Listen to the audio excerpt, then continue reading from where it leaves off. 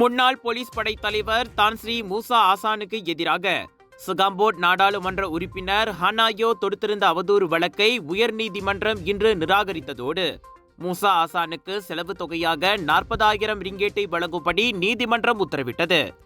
4 ஆண்டுகளுக்கு முன் மாரா தொழில்நுட்ப பல்கலைக்கழகத்தில் நடைபெற்ற ஒரு கருத்தரங்கில் மூசா ஆற்றிய உரை தொடர்பாக அவருக்கு எதிராக ஹனாயோ அவதூறு வழக்கு தொடுத்திருந்தார்.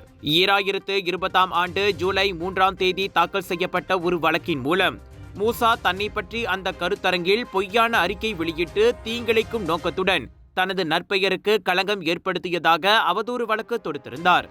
மலேசியாவை கிறிஸ்தவ நாடாக மாற்றுவதற்கும் இஸ்லாம் மற்றும் மலேசியாவை சிறுமைப்படுத்துவதற்கும் நாட்டின் நலன்களுக்கு மேலாக தனது தனிப்பட்ட நலன்களை வைப்பதற்கும் becoming Hana a personal journey என்ற புத்தகத்தை ஹானாயோ எழுதியதாக மூசா ஆசான் குற்றம் சாட்டியிருந்தார். மூசா வெளியிட்ட அறிக்கையில் அவருக்கு தவறான உள்நோக்கம் இருப்பதை ஹானாயோ நிரூபிக்க தவறிவிட்டார் என நீதிமன்றம் கண்டறிந்துள்ளதாக நிதித்துறை ஆணையர் அர்சியா மொஹமட் அப்பண்டி தெரிவித்தார்.